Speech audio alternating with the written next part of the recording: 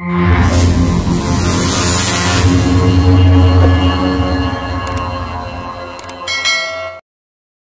ಒಂದು ತರಗತಿಯಲ್ಲಿ ನಾಗೇಶ ಹೆಗಡೆ ಅವರು ಬರೆದಿರುವ ಜೀವ ಉಳಿಸಲು ಹೊಸ ಜೀವ ಸೃಷ್ಟಿ ಗದ್ಯಪಾಠದ ಬಗ್ಗೆ ತಿಳಿದುಕೊಳ್ಳೋಣ.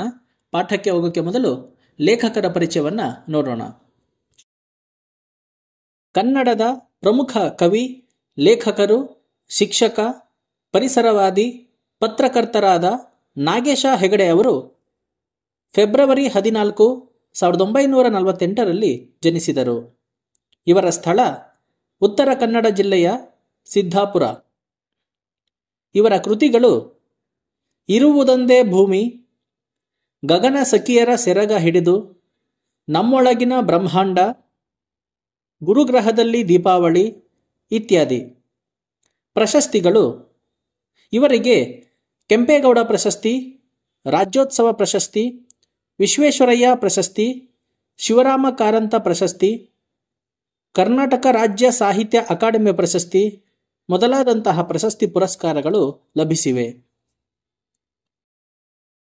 ಮನುಷ್ಯರ ದೇಹದಲ್ಲಿನ ರಕ್ತ ಕಣಗಳನ್ನೇ ಬದಲಿಸಿ ದೇಹಕ್ಕೆ ಹೊಸತನವನ್ನು ನೀಡುವ ಅದ್ಭುತ ಸಂಶೋಧನೆಯ ಕಡೆಗೆ ಈ ಲೇಖನ ಗಮನ ಸೆಳೆಯುತ್ತದೆ. ಮಾನವ ಕುಲಕ್ಕೆ ಒಳಿತನ್ನುಂಟು ಮಾಡಲು ವಿಜ್ಞಾನವನ್ನು ಹೇಗೆ ಬಳಸಿಕೊಳ್ಳಬಹುದು ಎಂಬ ಚಿಂತನೆಯತ್ತ ಓದುಗರನ್ನು ಕೊಂಡೊಯ್ಯುತ್ತದೆ. ವೈದ್ಯ ಲೋಕದಲ್ಲಿ ಇದುವರೆಗೂ ಸಾವಿರಾರು ಪ್ರಯೋಗಗಳು ನಡೆದಿವೆ. ಅವುಗಳಲ್ಲಿ ಕೆಲವು ಜಯ ಸಾಧಿಸಿದರೆ ಇನ್ನು ಕೆಲವು ಸೋಲು ಕಂಡಿವೆ. ಇಂತಹದೇ ಒಂದು ಘಟನೆ ನ್ಯೂಯಾರ್ಕ್ನಲ್ಲಿ ನಡೆದಿದೆ.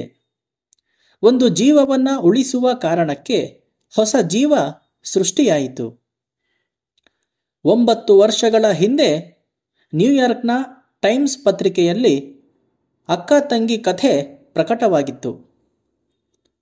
ಅನಿಸಾ ಆಯಲ ಈಕೆ 16 ವರ್ಷದ ಹುಡುಗಿ. ಇವಳು ರಕ್ತ ಕ್ಯಾನ್ಸರ್ ರೋಗದಿಂದ ಬಳಲುತ್ತಿದ್ದಳು.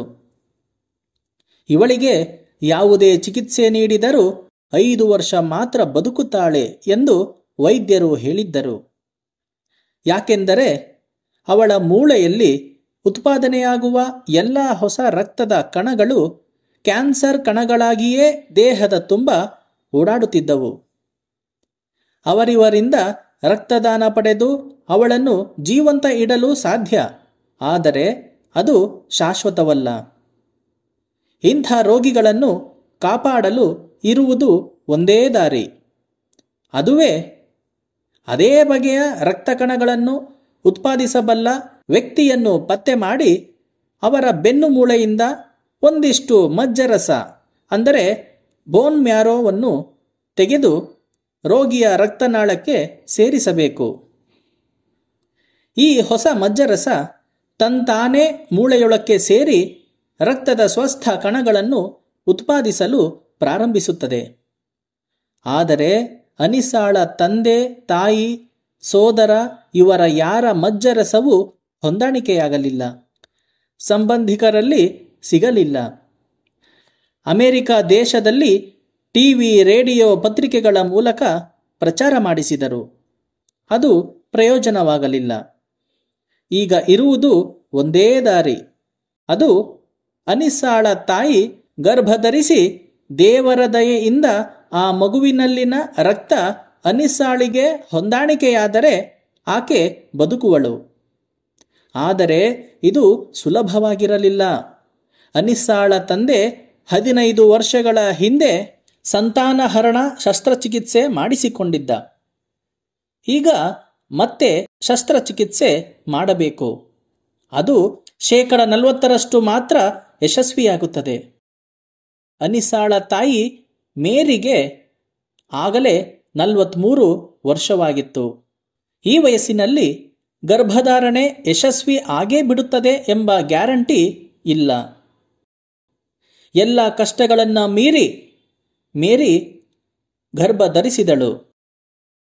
ಹಿರಿಯ ಮಗಳಿಗೆ ಸೂಕ್ತವಾಗಬಲ್ಲ ರಕ್ತ ಕಣ ಮಗುವಿನ ಭ್ರೂಣದಲ್ಲಿ ಇದೆ ಎಂಬುದು ಖಾತ್ರಿಯಾಯಿತು.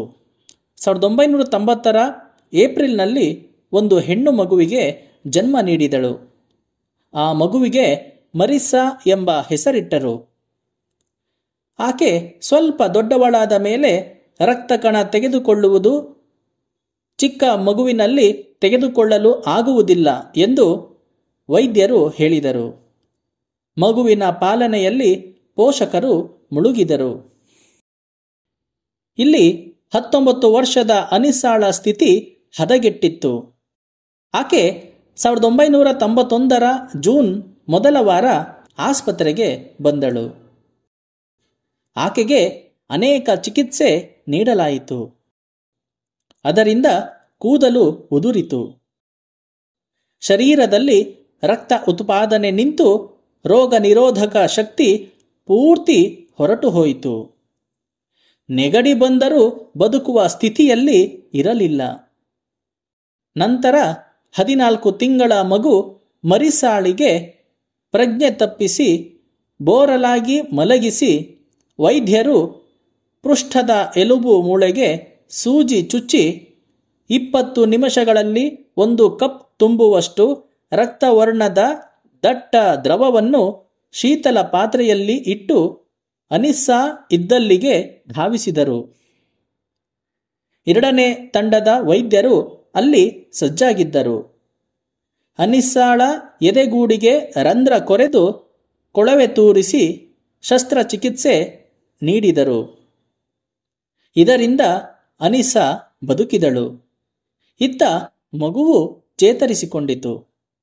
ಇದು ಇಡೀ ದೇಶವೇ ಸುದ್ದಿ ಮಾಡಿದ ವಿಷಯವಾಯಿತು. ಕೆಲವರು ಒಳ್ಳೆಯ ಕೆಲಸ ಎಂದು ಮೇರಿ ಮತ್ತು ಆಕೆಯ ಗಂಡನನ್ನು ಹೊಗಳಿದರೆ, ಇನ್ನು ಕೆಲವರು ಇದು ಮುಂದೆ ಅನಾಚಾರಕ್ಕೆ ನಾಂದಿಯಾಗುತ್ತದೆ, ಹಣದಾಸೆಗೆ ತಮ್ಮ ಸ್ವಾರ್ಥಕ್ಕಾಗಿ ಮಗುವನ್ನು ಮಾರುವ ಪ್ರಸಂಗ ಬರುತ್ತದೆ ಎಂದು ಮಾತಾಡಿದರು. ಅದಕ್ಕೆ ಉತ್ತರವಾಗಿ ಶಿಶುತಜ್ಞ ಡಾಕ್ಟರ್ ರಡಾಲ್ಫಿ ವಾದಿಸುತ್ತಾರೆ, ಈ ಭೂಮಿಯ ಮೇಲೆ ಎಲ್ಲರೂ ಸ್ವಾರ್ಥಕ್ಕೆ ಮಕ್ಕಳನ್ನು ಹೆರುತ್ತಾರೆ. ಮುದಿವಯಸ್ಸಿನಲ್ಲಿ ಆಸರೆಗೆ ಇರಲೆಂದು, ಗದ್ದೆ ಕೆಲಸಕ್ಕೆ ಜನಬಲ ಬೇಕೆಂದು, ಆಸ್ತಿಗೆ ವಾರಸುದಾರ ಬೇಕೆಂದು, ತಮ್ಮ ಪ್ರತಿಷ್ಠೆಗೆ ಪಡೆಯಚ್ಚು ಬೇಕೆಂದು, ಅಥವಾ ದಾಂಪತ್ಯ ವಿಚ್ಛೇದನ ತಡೆಯಬಲ್ಲ ಒಂದು ಬೆಸುಗೆ ಬೇಕೆಂದು ಮಕ್ಕಳನ್ನು ಹೆರುತ್ತಾರೆ. ಮರಿಸ್ಸಾ ಹುಟ್ಟಿದ್ದು ಇವರೆಲ್ಲಕ್ಕಿಂತ ಪವಿತ್ರ ಉದ್ದೇಶಕ್ಕಾಗಿ, ತನ್ನ ವಂಶದ ಕುಡಿಯನ್ನು ಹೇಗಾದರೂ ರಕ್ಷಿಸಬೇಕೆಂಬ ಪಾಲಕರ ನಿಸರ್ಗ ಸಹಜ ಉತ್ಕಟ ಉದ್ದೇಶಕ್ಕಾಗಿ ಎಂದು ವಾದಿಸಿದರು. ಒಟ್ಟಾರೆಯಾಗಿ ಮನುಷ್ಯರ ದೇಹದಲ್ಲಿನ ರಕ್ತ ಕಣಗಳನ್ನೇ ಬದಲಿಸಿ ದೇಹಕ್ಕೆ ಹೊಸತನವನ್ನು ನೀಡುವ ಅದ್ಭುತ ಸಂಶೋಧನೆಯ ಕಡೆಗೆ ಈ ಲೇಖನ ಗಮನ ಸೆಳೆಯುತ್ತದೆ. ಮಾನವ ಕುಲಕ್ಕೆ ಒಳಿತನ್ನುಂಟು ಮಾಡಲು ವಿಜ್ಞಾನವನ್ನು ಹೇಗೆ ಬಳಸಿಕೊಳ್ಳಬಹುದು ಎಂಬ ಚಿಂತನೆಯತ್ತ ಓದುಗರನ್ನು ಕೊಂಡೊಯ್ಯುತ್ತದೆ.